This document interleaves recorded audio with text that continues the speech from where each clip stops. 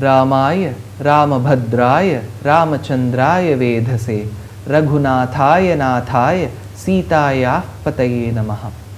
Let our salutations go to the holy feet of Ram, Sita and Lakshman, who have been the very lifeline of this great scripture called as Srimad RAmAyanam.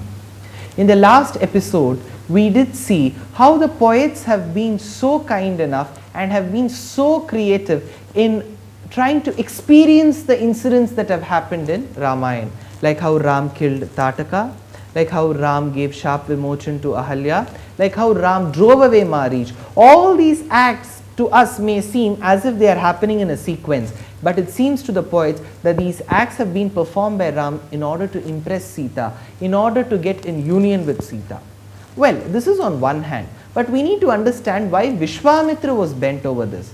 Because Vishwamitra, while he was in the forest, he got a little message which said, to all those people who are great warriors, you are invited to this city of Janakpuri, where the great bow of Shiva has been kept, and whoever handles it shall receive my daughter Sita as a prize in return.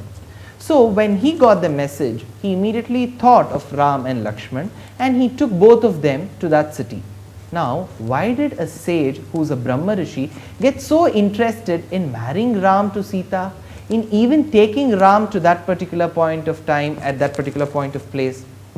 Probably we need to understand Vishwamitra's past. In order to test the honesty of a great king called Harishchandra, had in the due course brought the separation of King Harishchandra from his wife Chandramati.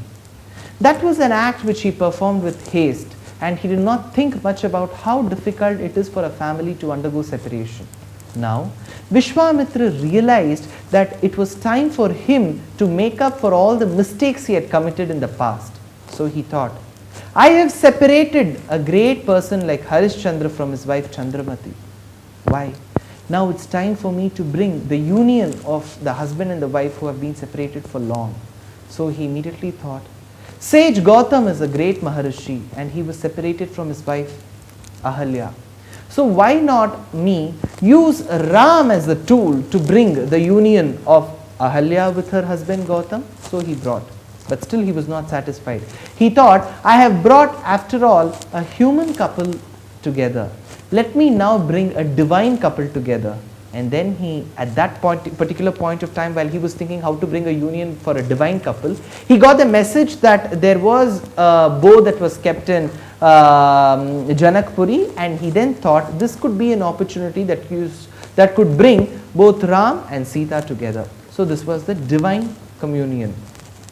So Ram, along with Lakshman and Vishwamitra, walked. And while they were entering the city of Janakpuri, which is currently in Nepal, the king, he was called Siradhwaj, and the title offered to him was Janak. People always misinterpret or misunderstand that Janak was his name. Janak was the title given to the kings who ruled that particular kingdom.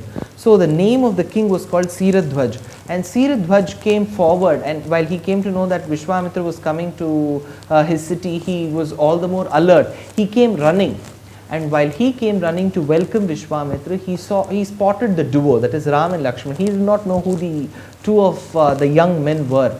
So he said, Imau kumarau bhadram te devatulya parakramau gaja simha gati virau shardula vrishabhopamau padmapatra visalakshau khadgatunir dhanurdarau ashvinaviva rupena samupasthita yavvanau. Hey Vishwamitra, I am spotting two people here. Both of them look too young. Both of them have the great valor in them. Both of them look courageous. Both of them have eyes as that of the lotus leaves. Both of them eyes spell and speak out compassion. Both of them, when they walk, it looks as if the elephant is walking, the lion is walking, the tiger is walking, and the buffalo is walking. My goodness, so many animals are walking when these two people walk, could be the question. When you say, or when you speak of a person's gait, kind of walk, you always say he walks like an elephant, to say how majestic he is. When you say that the person is like a lion, you want to say what kind of an administrator or what kind of a ruler he is. So when Valmiki says Gaja Simha Gati Virau Shardula Vrishabhopamau, it actually means while Ram is walking, his younger brother Lakshman would walk next to him in a quiet manner. While Ram is walking, Lakshman would walk just like when a lion walks, the elephant next to it would walk quietly. Now we haven't seen most of this. Probably we get channels these days which speak of how animals live. But generally, the elephant, which is regarded as the strongest and the most courageous animal, is afraid of only one, which is the lion. So when the lion walks, the elephant next to the lion would walk in a quiet manner, just like how a bull would walk quietly when the tiger walks. Gaja Simha Gati Virau Shardula Vrishabhopamau is a beautiful line from Valmiki. So the king at the same time he comes to the conclusion with many attributes. When he says that both of them, Imau, Kumarau, these two young men, Bhadram, let good happen to them. Devatulya Parakramau, they look like the gods. Gaja Simha Gati Virau, they walk like how the elephant would quietly walk next to the lion. Shardula Vrishabhopamau, like how the bull would walk quietly next to a tiger. Padma Patra Visalakshau, they have huge broad eyes like the lotus petals and leaves. Khadgatunir Danurdharau, it seems as if they are great warriors.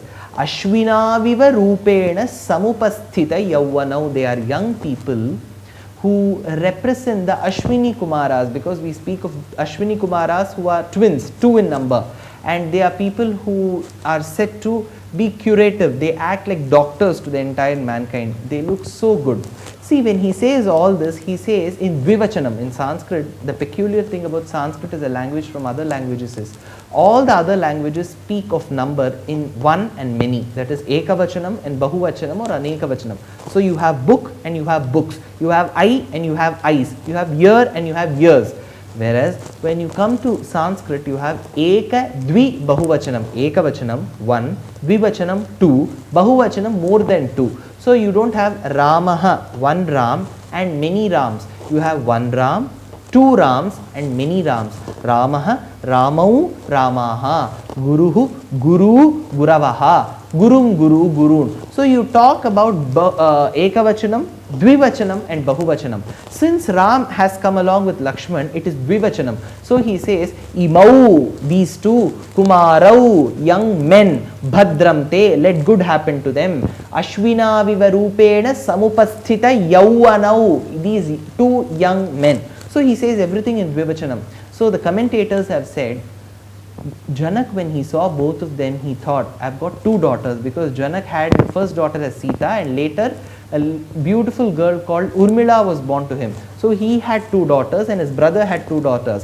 When he saw Ram and Lakshman, he was immediately reminded of the fact of his two daughters and he wanted to get both these daughters married to these two men who were standing before him. So if Janak, such a great king, has to feel it that way, that means face is the index of mind. After all, when you say first impression is the best impression, Ram and Lakshman created the best of the impressions in their future or their forthcoming father-in-law, who was Janak.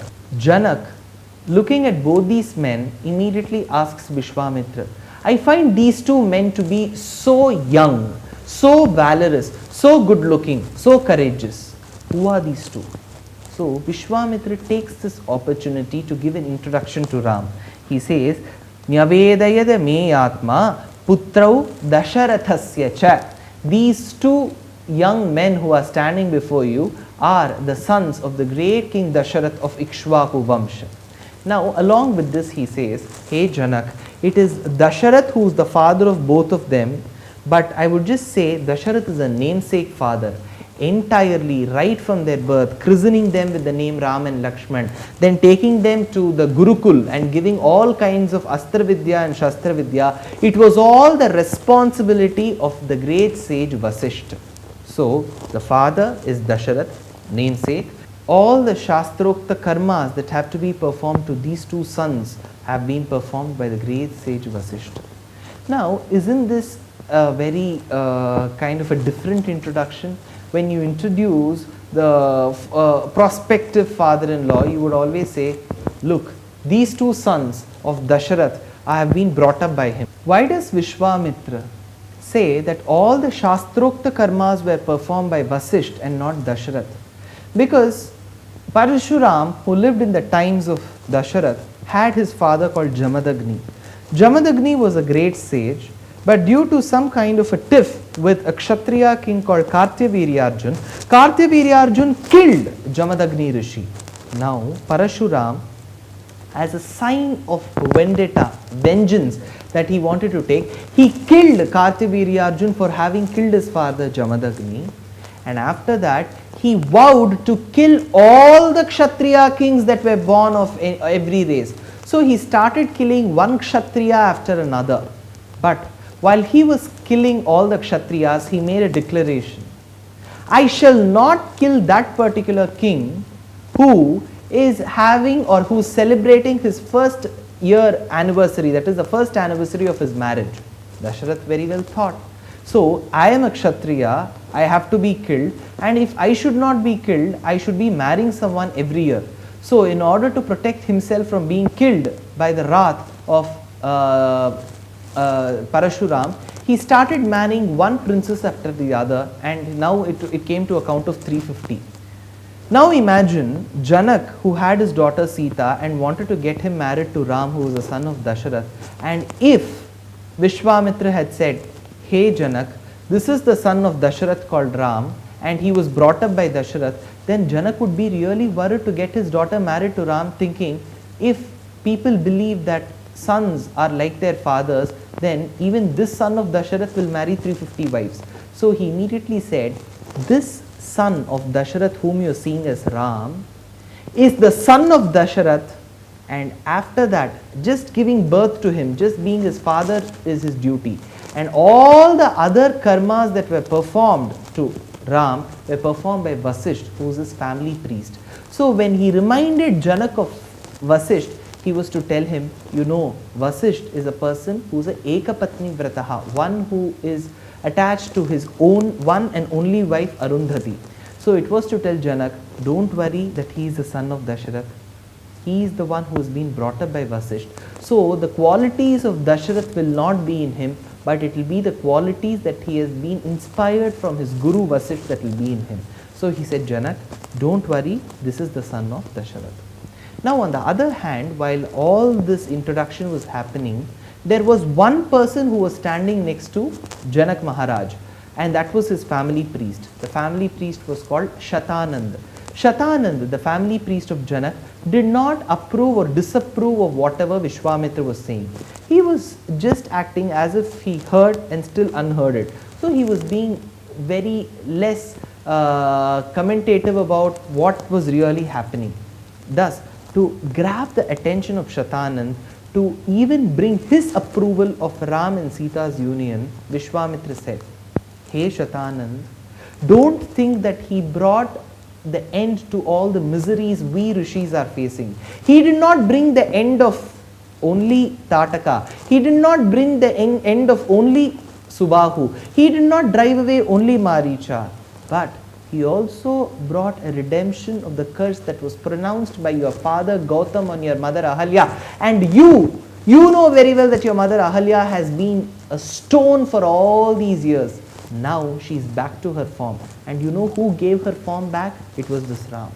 So the moment Shatanand, the family priest, realized that Ram's feet had the ability and cure in them to cure a lady who was cursed by a Brahmin's curse, then he really got alarmed and he said, hey Vishwamitra, we are really fortunate to have such a great person, to have such a valorous person, to have such a courageous person, to have such a person with such great resplendence in our kingdom.